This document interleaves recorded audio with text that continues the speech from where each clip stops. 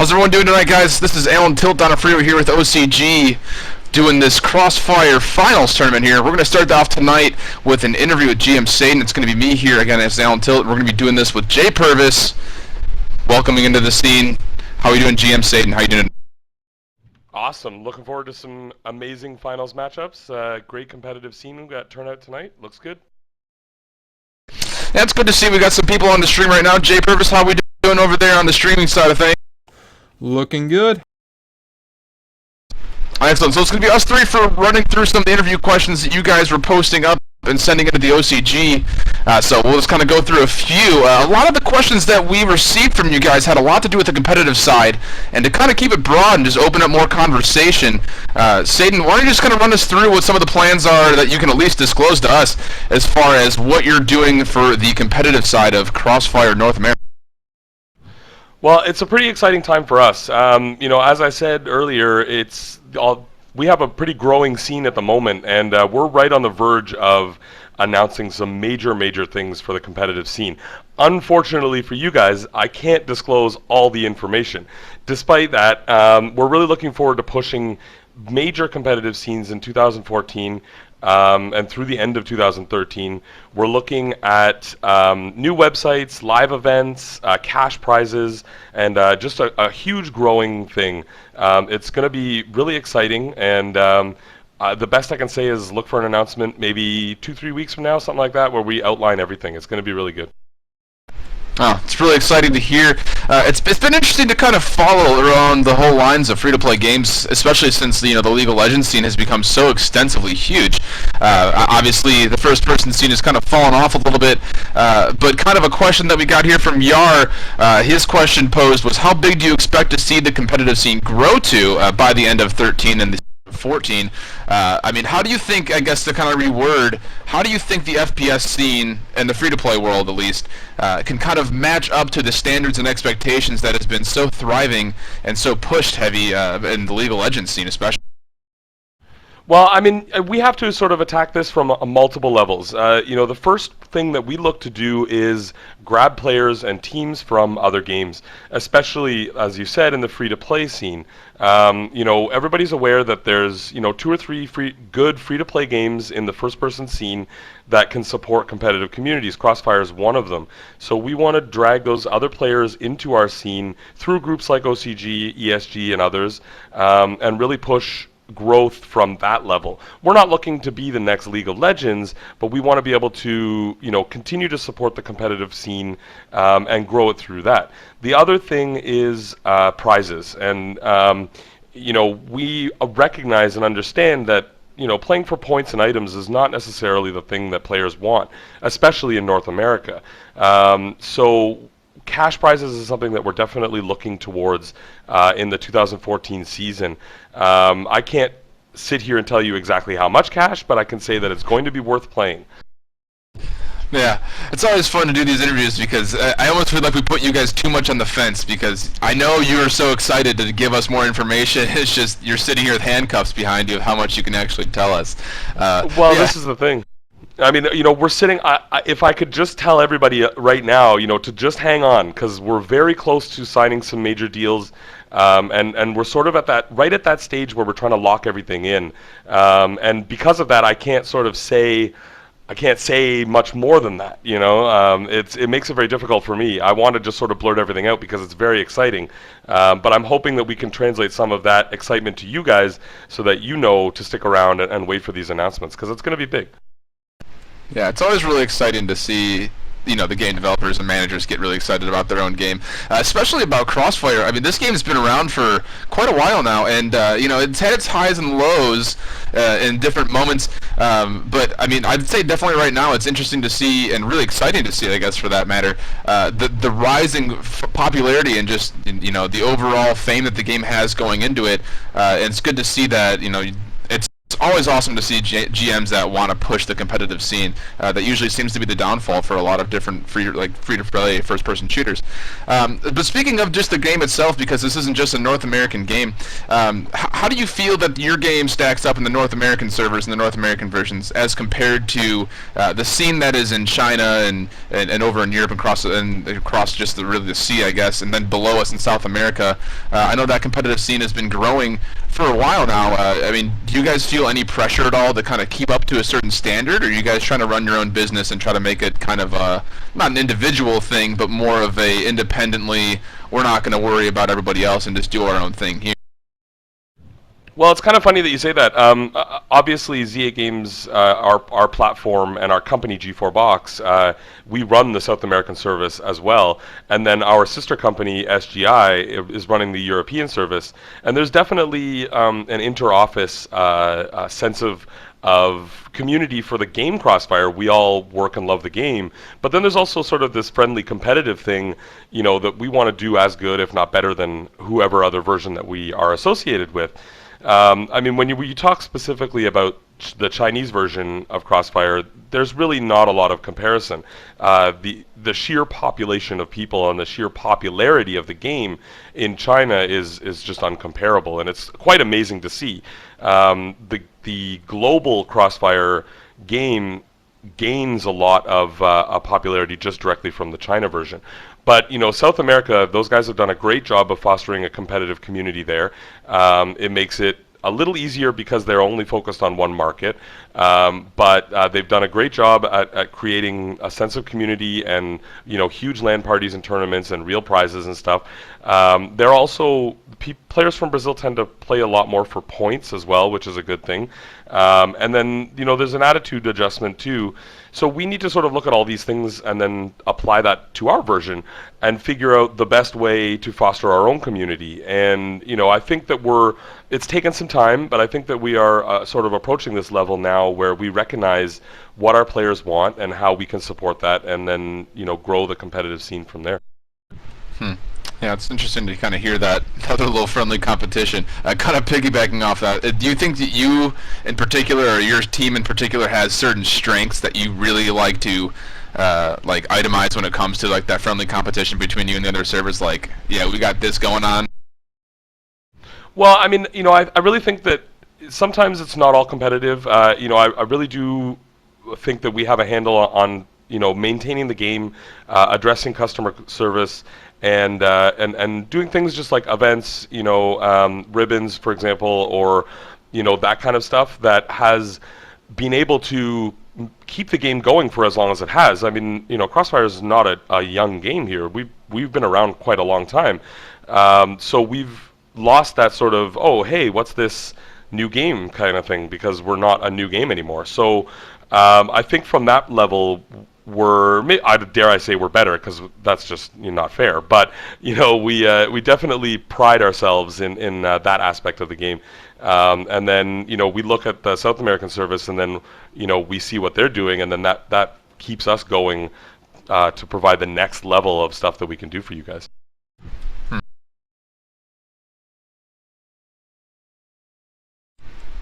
And other things, I guess, this is kind of a competitive thing. Maybe we can kind of circle back towards it. I know, with a lot of these different leagues that have been popping up with, OCG, ESG, and CF Stars, and other different community-hosted events, we get a lot of rule restrictions on different things. Has there ever been a thought process, and I've kind of wondered this for a while as myself as a player, within the development team, or just the marketing team, of trying to do something with the clan channel where you can modify the game or have a game setting where it's a competitive mod and it's just all the restrictions that you guys would want to see, or if you work closely with an OCG or an ESG staff about what is allowed, what is restricted. Has there been ever a talk about putting in an actual game mod to restrict and limit things that can be equipped during scrimmages and clan matches? Yes, there has been that kind of talk. Unfortunately, from a technical level in the game, it's actually it's not really possible for us to do that. We get asked a lot that particular question, and the discussions that we have with the developers ends up being a convenience versus need. It's a convenient feature to have, but it's not 100% necessary. And then, we're in talks with them right now to try to get the LAN client or the separate client for the game, because currently that's what they use for CF Stars. And we are trying to discuss with the developers about our growing scene and get the necessary tools that we need to facilitate that. But, I mean, the reality is one of those tools is not going to be sort of a restricted servers. It makes it very difficult, especially when we're dealing with a free-to-play game and in the public. Restricting that kind of server says to people who are brand new to the game, I can't play on that server. And then you start affecting sort of that side of the game that keeps us going, the popularity side, where that's the part of the game that is our bread and butter. So sometimes it's difficult to affect that kind of thing, especially if it's only sort of a convenience. I see. One of the community questions that you're just coming off the chat, maybe this is something you can't disclose again, it's so hard asking some questions. Do you see in anywhere near in the near future, Crossfire adding any more kind of game modes towards the already kind of plentiful options that are there, but any more actual game modes that you guys are, working on throwing into the game in the near future? Yeah, we are about 1 to 2 months or 1 to 2 builds ahead internally, as opposed to that. And I can't specifically disclose, the next build information, but I can say that new game modes are always being discussed, proposed, and developed. So it wouldn't surprise me to see another game mode added in the future, for sure. That's and just kind of a look at, we've talked about the game itself and, the community between the different clients of the game that are worldwide right now. And this might be a little bit of a interesting subject to ask you on, and don't feel free if you don't want to answer about it, it's totally fine. But what is your opinion on where maybe your game stands, or at least the Crossfire community as a worldwide thing, stands as compared to some of the newer games that have come out? Games like Recoil and Soldier Front 2 and other games that have been promoted from other different game companies, like Area Games, something like that. How would you say that, Z8 and Crossfire really stands in the mix? Obviously without the reputability of having more of a long-term game, since, over the majority of those other games that were mentioned. Is there anything else that you think that, you have like a favor over as compared to other free-to-play FPS competitors? Yeah, I think that in the end, it's our connection to the community that makes us one of the better groups. When we talk about these other games, sometimes I think that everybody's in the developing side of the game world. Everyone's in a rush to make the next game and get a piece of the pie and just have people play it and not really care about the user experience as much as we do.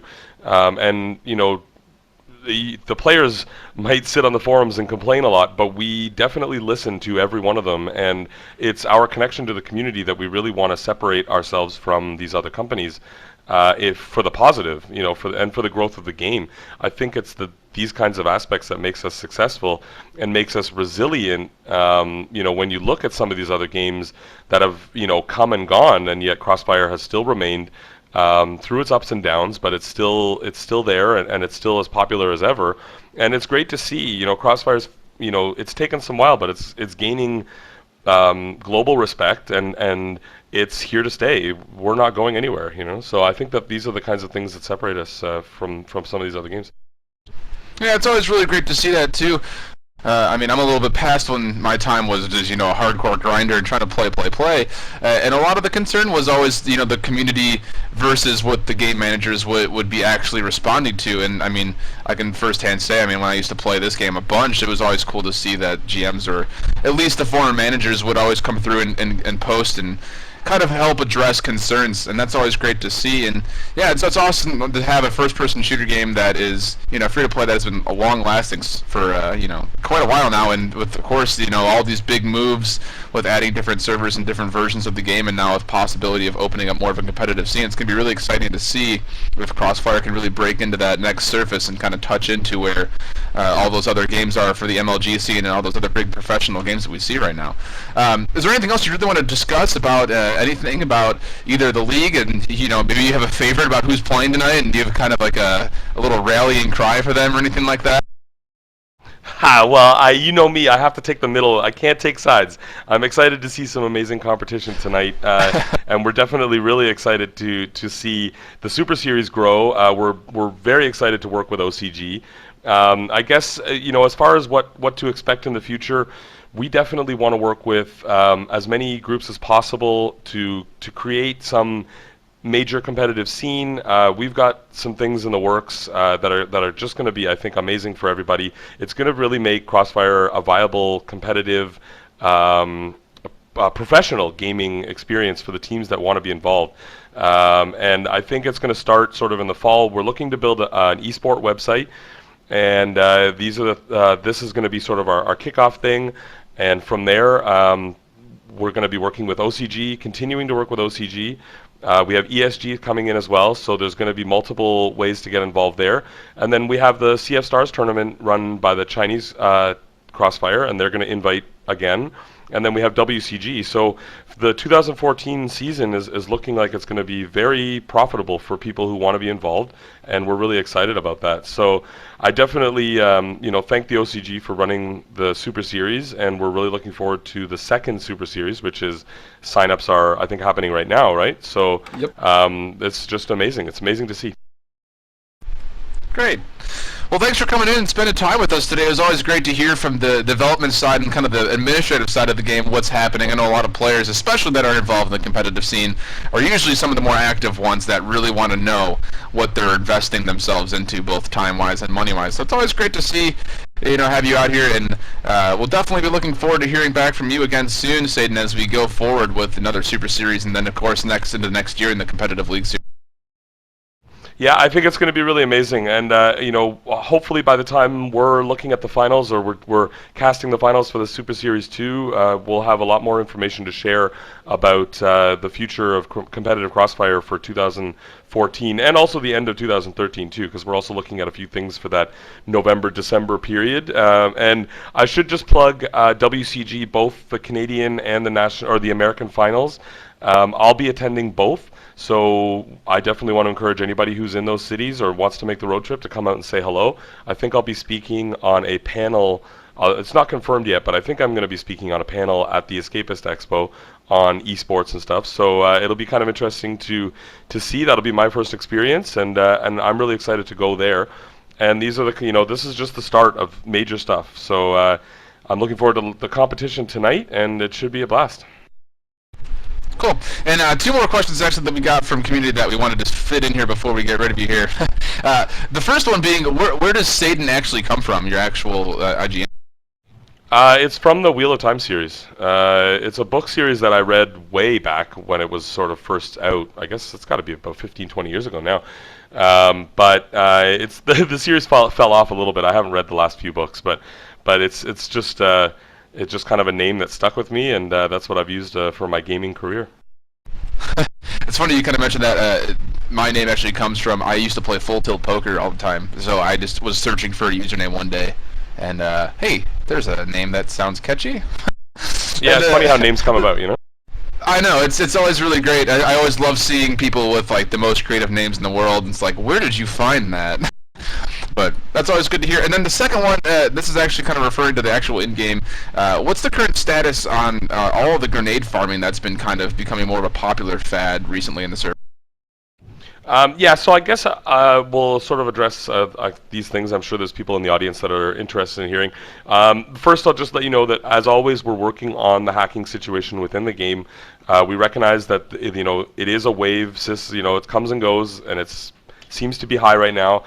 We have lots of X-Traps updates coming in, and we are tirelessly working with the developers to create new ways to stop hacks from coming in, as well as all our daily activities and banning of users and all that kind of stuff. A part of that sort of translates into the grenade farming aspect. We do recognize that grenade farming is not necessarily it's really hard to describe. I mean, if somebody just sits in a room by themselves and grenade farms, it's not affecting any other user. So from that level, there's a sort of so what, right? But we also understand that it's not necessarily something that our users want to see other users do. and we are looking at a couple of options for the October and November builds as far as stopping this kinds of things, or at least discouraging it as much as we can. And this is from a developmental level. The other one is the sort of the virtual machine software and stuff, which we're also working with both Xtrap and the developers to see if we can sort of curb this kind of behavior in game. The advice that I have to say to everybody is that if they know somebody grenades farms, to not bother looking at their rank, because it says nothing up their skill. It just says how much time they spend playing the game, and if that's what they want to do with their time, then don't let it bother you. But we do recognize that it's something that it's a negative aspect for the game, and we will try to address it over the next builds. Awesome. Cool. Thanks so much for answering those last few questions there. And, of course, thanks again so much for stopping in and taking the time out of your day to spend your time with us here. And then, of course, obviously, watching the matchup later tonight. We'll definitely be excited to have you on stream, casting it live for you. Yeah, thank you very much, and I'm really looking forward to this match. I think it's great. Big thanks to the OCG for hosting this, and I can't wait for the finals here and then to continue it on with Super Series 2. Awesome. Thanks again, Saidin. That was GM Saidin with all of our questions from the community for you guys before we dig into our finals matchup. We're going to take a little 5-minute break here, get everything structured, ready to go for you, so we can get at 8:30 finals matchup for the first Super Series season underway just a little bit. Again, this is Alan Tilt Donofrio casting for OCG. Streaming behind the guns here, it'll be Jay Purvis, so please stay tuned with us and get everyone on stream to watch this finals matchup. Thank you.